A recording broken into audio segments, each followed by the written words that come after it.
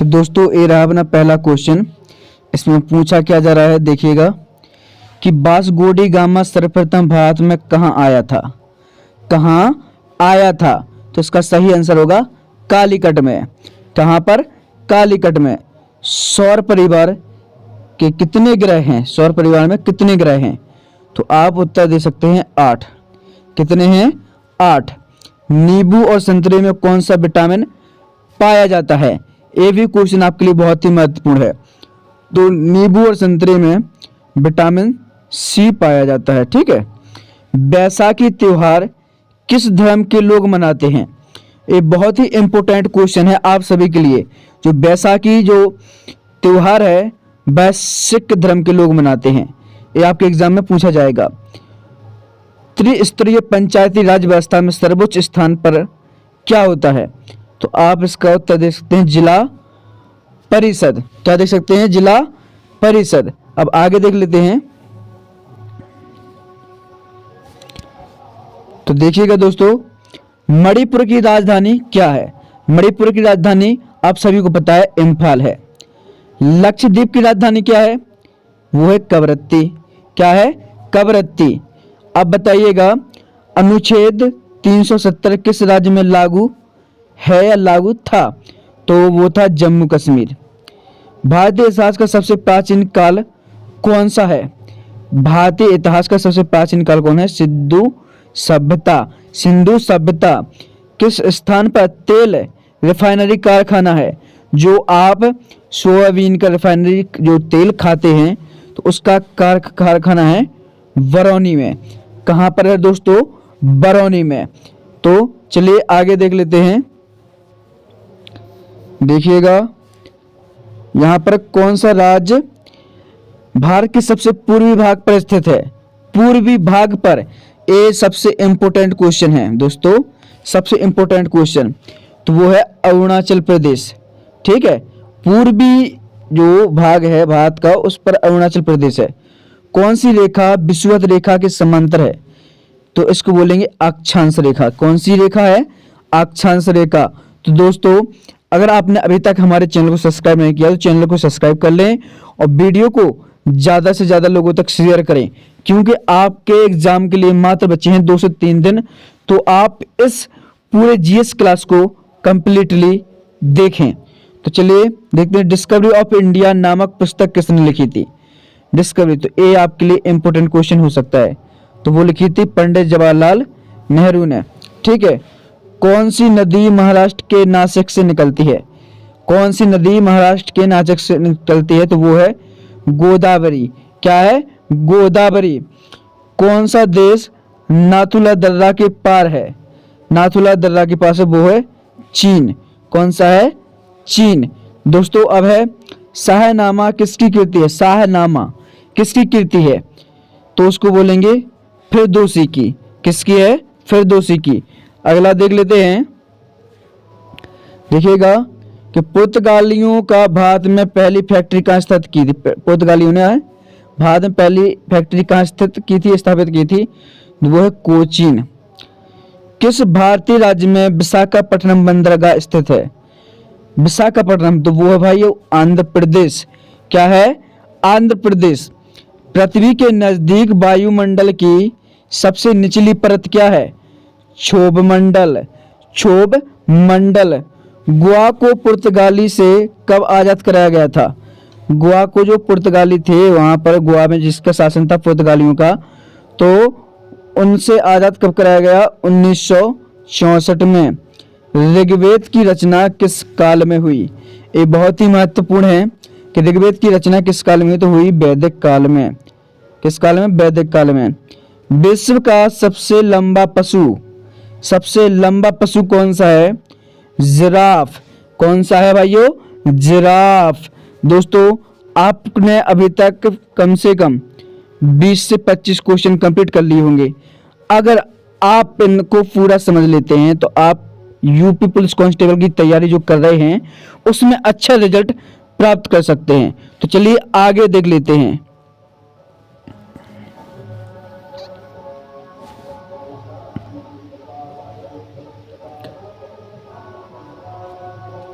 तो देखिए दोस्तों, भारतीय की डीजल इंजन विनिर्माण इकाई डीजल को डीजल लोकोमोटिव वर्क कहाँ स्थित है? तो कह सकते हैं वाराणसी में। कहाँ पर? वाराणसी में। विश्व का सबसे बड़ा देश कौन सा देश है? विश्व का सबसे बड़ा देश कौन सा देश है? तो वो है भाइयों रूस। कौन सा है? रूस। भारतीय सेना में विजयंत नाम किसका है? भारतीय सेना में एक नाम है विजयंत, तो वह किसका नाम है? ये भी आपके एग्जाम में आ सकता है, 100% आएगा। तो वो है अपना एक टैंक का नाम है, जो भारतीय सेना में एक टैंक है उसका नाम है विजयंत। जय जवान जय किसान का नारा किसने दिया था? आप सभी जानते हैं, लाल बहादुर शास्त्री ने। भारतीय गणराज्य के प्रथम राष्ट्रपति कौन थे? भारत के जो प्रथम राष्ट्रपति थे डॉक्टर राजेंद्र प्रसाद। संविधान के प्रारूप समिति के चेयरमैन कौन थे? चेयरमैन, तो उसमें आप उत्तर लिख सकते हैं डॉक्टर भीमराव अंबेडकर, जिसको आप सभी बाबा साहब कहकर भी पुकारते हैं। चलिए अब अगला देख लेते हैं। तो यहाँ से आप आगे बढ़ेंगे तो आपको और भी मजा आएगा इसको करने में। तो बोध गया किस धर्म से संबंधित है? बोध गया वो है बौद्ध धर्म से। चीनी यात्री फरहान किसके काल में भारत आया था? फरहान जो चीनी यात्री था वह किसके काल में आया था? विक्रमादित्य। ठीक है। भारत का सर्वाधिक शिक्षित राज्य कौन सा है, जहां पर ज्यादा शिक्षित लोग रहते हैं? तो वो है केरल। कहाँ है? केरल। संस्कार कितने प्रकार के होते हैं? ये भी आपके एग्जाम में आ सकते हैं। तो वो होते हैं 16 प्रकार के। इंकलाब जिंदाबाद का नारा सर्वप्रथम किसने दिया था? सर्वप्रथम किसने दिया था? तो सरदार भगत सिंह ने। किसने? सरदार भगत सिंह ने। चलिए आगे देख लेते हैं, फटाफट से इन क्वेश्चनों को हम कंप्लीट करा देते हैं, फिर देख लेते हैं। हॉकी खेल में प्रत्येक टीम में कितने कितने खिलाड़ी होते हैं? हॉकी टीम की तो होते हैं 11-11, और क्रिकेट की बात करेंगे तो 11-11 होंगे। ठीक है। कबड्डी की बात करेंगे तो उसमें 7 से 7 खिलाड़ी होते हैं। चाचा जी के नाम से जाने जाते हैं, कौन जाने जाते हैं? पंडित जवाहरलाल नेहरू। ठीक है। पुर्तगालियों का भारत में पहला गवर्नर कौन था? पुर्तगाली जो आए थे भारत में, उनका सर्वप्रथम गवर्नर कौन था? आलमीडा। कौन था? आलमीडा। भारत का सर्वोच्च पुरस्कार कौन सा है? सर्वोच्च पुरस्कार तो वो है भारत रत्न। ठीक है। हिंदू विवाह कुल कितने प्रकार के होते हैं? हिंदू विवाह वो होते हैं 8 प्रकार के। कितने? 8 प्रकार के। जो अलीगढ़ है उत्तर प्रदेश में, वह किस उत्पाद के लिए महत्वपूर्ण है, मशहूर है? तो ये वाला क्वेश्चन आपके लिए इंपॉर्टेंट है। तो वो है ताले बनाने के लिए। किसके लिए? ताले बनाने के लिए। चलिए अगला क्वेश्चन देख लेते हैं। देखिएगा, इसमें है नील नदी के किनारे कौन सी सभ्यता का विकास हुआ? तो उसमें लिख सकते हैं मिस्र सभ्यता। भारत का कौन सा शहर गुलाबी नगरी के नाम से जाना जाता है? तो वो है जयपुर। गुलाबी शहर, जिसको पिंक सिटी भी कहते हैं। कौन सी सिटी? Pink city. ठीक है। श्रीलंका की मुद्रा कौन सी है? रुपया। जो अपने भारत के उसको भी रुपया कहेंगे। भारत के संविधान को बनाने के लिए गठित संविधान सभा के अध्यक्ष कौन थे? डॉक्टर राजेंद्र प्रसाद। कौन से? डॉक्टर राजेंद्र प्रसाद। तो प्राचीन भारतीय भौगोलिक मान्यता के अनुसार भारतवर्ष किस द्वीप का खंड था? ये आपका इंपोर्टेंट क्वेश्चन है। तो वो है जम्बू द्वीप। जम्बू द्वीप। किस जानवर को रेगिस्तान का जहाज कहा जाता है? किस जानवर को रेगिस्तान का जहाज कहा जाता है? तो वो है ऊंट। कौन? ऊंट को रेगिस्तान का जहाज कहा जाता है।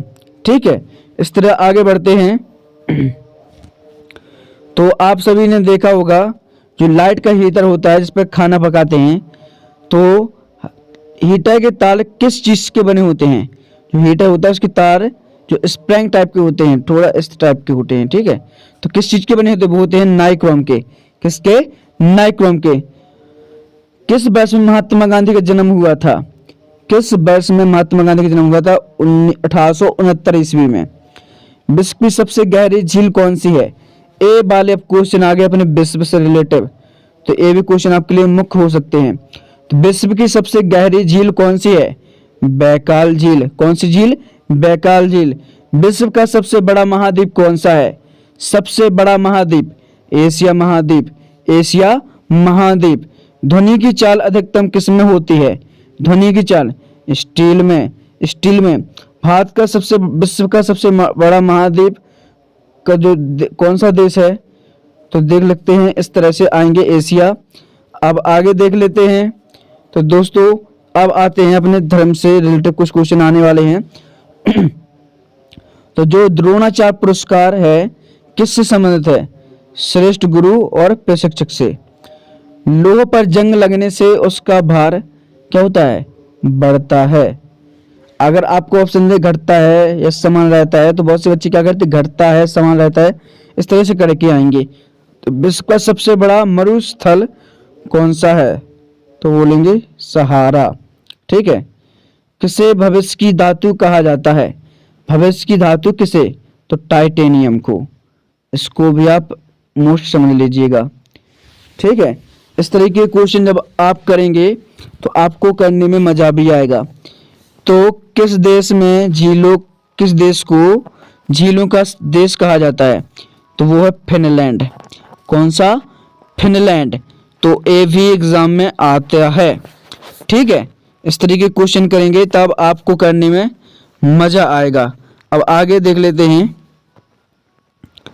जब इनको करेंगे तो और अच्छा लगेगा।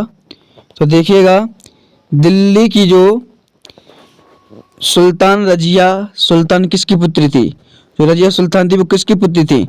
तो उसे है शम्स उद दिन इल्तुतमिश। ठीक है। शम्स उद दिन इल्तुतमिश। खजुराहो स्थित कहाँ पर है? ये आपके लिए मुख्य हो सकता है, बहुत ही मुख्य हो सकता है।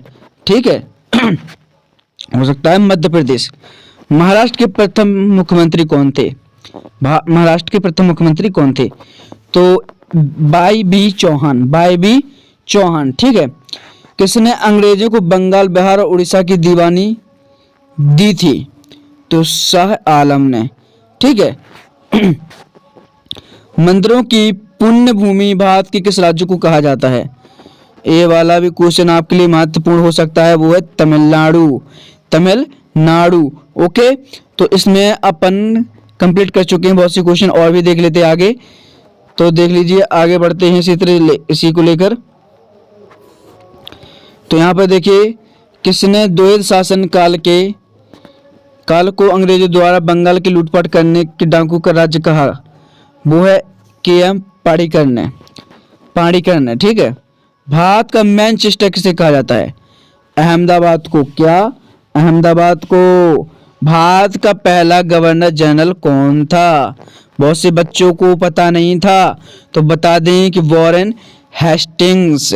Warren Hastings.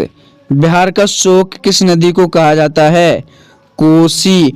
कोसी नदी को बिहार का शोक कहा जाता है। एशियाटिक सोसाइटी ऑफ बंगाल की स्थापना किसने की थी? तो वो है विलियम जोन्स। William Jones. तो दोस्तों इस वीडियो में हम 50 क्वेश्चन तो कंप्लीट करवा ही चुके हैं। तो इन क्वेश्चनों को आज इतना ही रहने देते हैं। अगली वीडियो के लिए हम और क्वेश्चन लाएंगे, तो उनके लिए आप हमारे चैनल को सब्सक्राइब करें। अगर हम वीडियो डालते हैं तो उसका नोटिफिकेशन आपके पास आ जाएगा। तो चलिए आज के लिए बस इतना ही। मिलते हैं इसी तरह की नेक्स्ट वीडियो में। जब तक के लिए राम राम।